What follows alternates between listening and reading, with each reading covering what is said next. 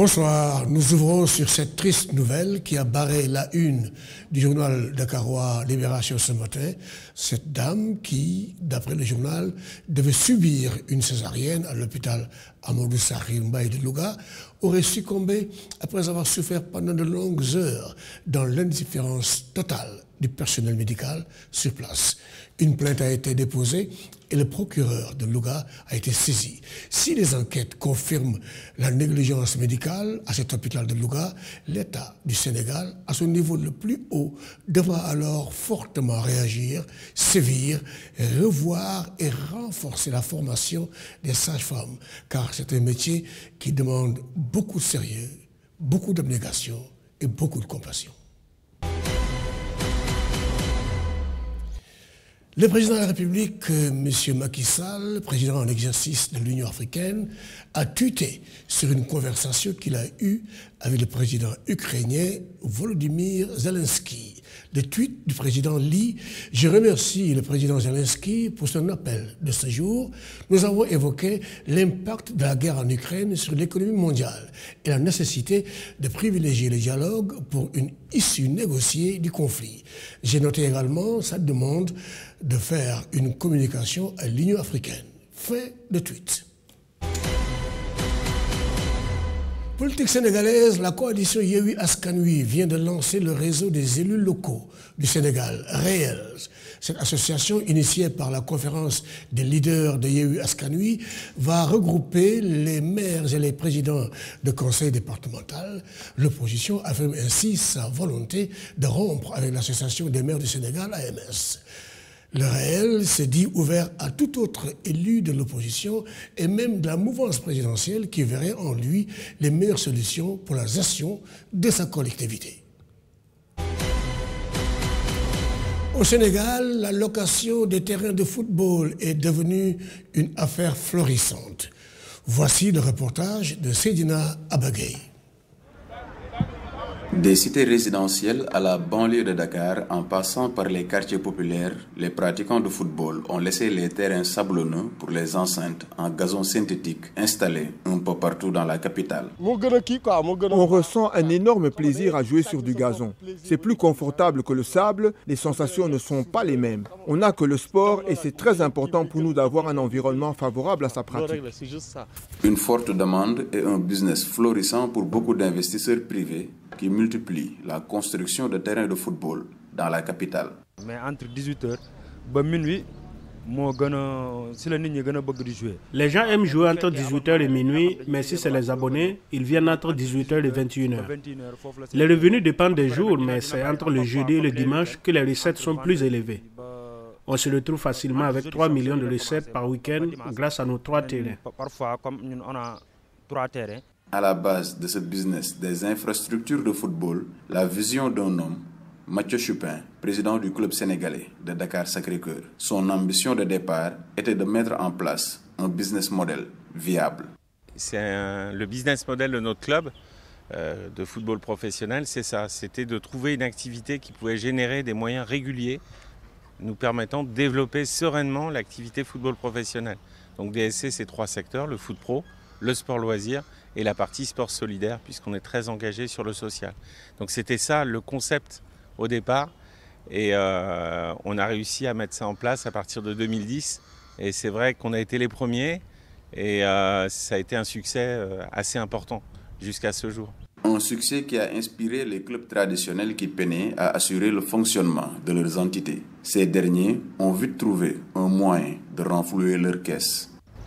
Bon, parce qu'au début, c'était très difficile avec les clubs traditionnels. Parce que comme tu vas dans un club comme Tegué FC ou NGB ou Giraffe, c'est une seule personne qui dirige le club, c'est lui qui fait son argent. Bon, s'il est fatigué, s'il est malade, l'équipe a des problèmes. C'est pour cela qu'on s'est vu que ce politique-là n'est pas bon. Il faut qu'on sente une autre politique. C'est pour cela qu'on s'est battu pour avoir ce terrain-là. Pour au moins avoir de ressources. Depuis qu'on a eu ce terrain, ça fait 1 an. On l'a inauguré depuis le 1er janvier 2021. C'est hier que le terrain a 1 an. Bon, depuis lors, le président du club, Mohamed Djiroua, ne fait plus son argent dans le club. C'est le terrain qui la gestion et tout ça, ça part dans le club, quoi. Au-delà de la pratique sportive qu'il favorise, les terrains de football synthétique installés un peu partout dans la capitale représentent un investissement rentable pour les privés et une source de financement viable pour beaucoup de clubs de football professionnel. Hors de chez nous, explosion mortelle dans un bistrot à Goma, dans un camp militaire à quelques mètres de l'hôpital militaire de la commune de Karisimbi, dans le nord Kivu, dans l'est de la RDC. Voici notre correspondant Zanem Neti Zaidi. Sur les lieux du drame, les proches des victimes sont venus en grand nombre se rendre compte de la situation. Sous les chocs et dans une profonde tristesse, certains témoignent de leur douleur. Celui qui vient de mourir est mon beau-frère. Cela me fait mal au cœur d'assister à cette mort inattendue. Nous ne connaissons même pas les circonstances dans lesquelles ils sont morts.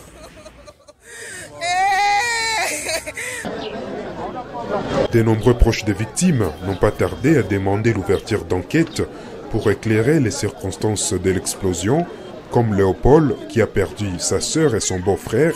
Il demande aux autorités de faire le maximum pour sécuriser la population. Nous voudrons que vraiment que les chefs de l'État puissent investir. Nous sommes dans des cas exceptionnels. Le gouvernement militaire, là où il y a état de siège, on ne peut pas badiner comme ça, là où il y a un état de siège. Parce que le rôle du gouvernement, c'est la protection de la population ainsi que leurs biens. On ne peut pas accepter, tolérer comme ça, que les gens qu'on puisse commencer à nous tuer comme des petits chiens, comme des petits chiens ou bien des petits moutons et que nous puissions rester calmes comme ça. Le gouverneur militaire, le lieutenant-général Constant Dima, s'est rendu sur les lieux du drame tôt vendredi matin et a promis la poursuite des enquêtes tout en appelant la population au calme. À ma première vue sur les lieux, mais j'ose croire qu'avec des déflagrations pareilles, ce n'est pas ce que j'ai appris par-ci par-là qu'il s'agit d'une grenade.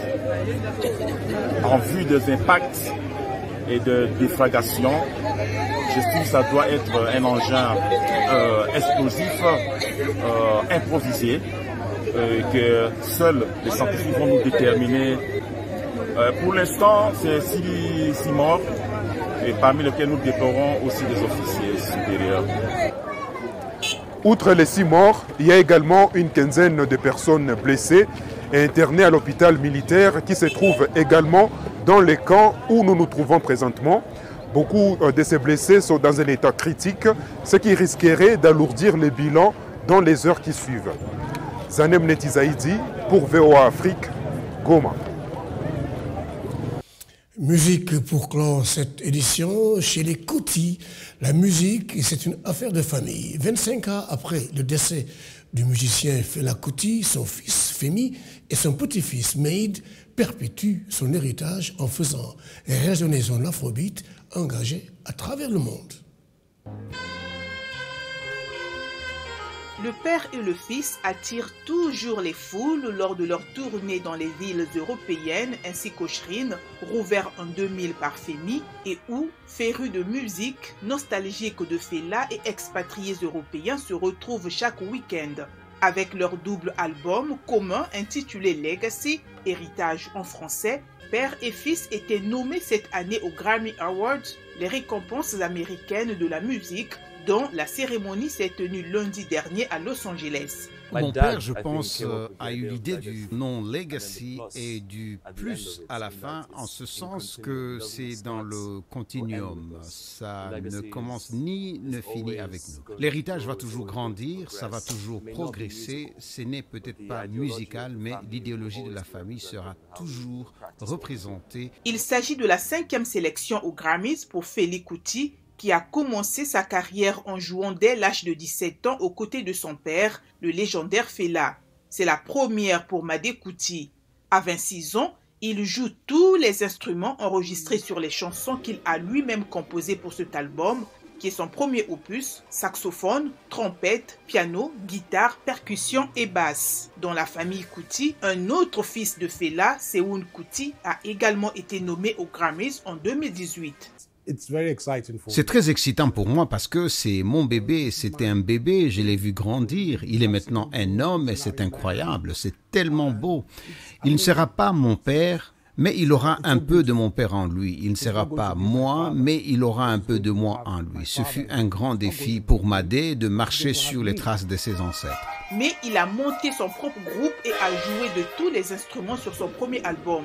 Son père est très fier. Sur la scène, torse nu, pantalon ajusté et saxophone accroché autour du cou, la ressemblance entre Madé Couty et son grand-père est frappante. Le musicien fait courir ses doigts sur l'instrument familial tout en dirigeant son groupe avec lequel il répète « Free Your Mind », le titre phare des Legacy, sorti en février 2021. On y décèle des influences rock, mais surtout le génie de l'afrobeat de Fela, musique répétitive et hypnotique mêlant le style high life, la polyrythmie yoruba, le jazz et le funk.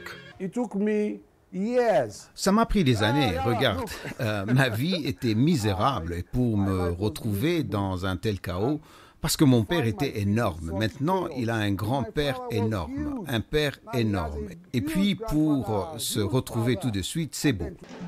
L'attitude calme et posée tranche en revanche avec celle de son grand-père, énervée et exubérante. Les paroles sont, elles, restées les mêmes, engagées. Dans sa carrière, Fela Couty n'a cessé de dénoncer la corruption des élites, la dictature et le pouvoir des multinationales, se servant de sa musique comme d'une arme. Les Nigérians voient Fela comme une figure de liberté et de justice, un esprit révolutionnaire qui vous permet de vous battre pour ce que vous croyez, dit Madé Couty. Un quart de siècle après sa mort, Femi et Madé Couty dénoncent les mêmes mots.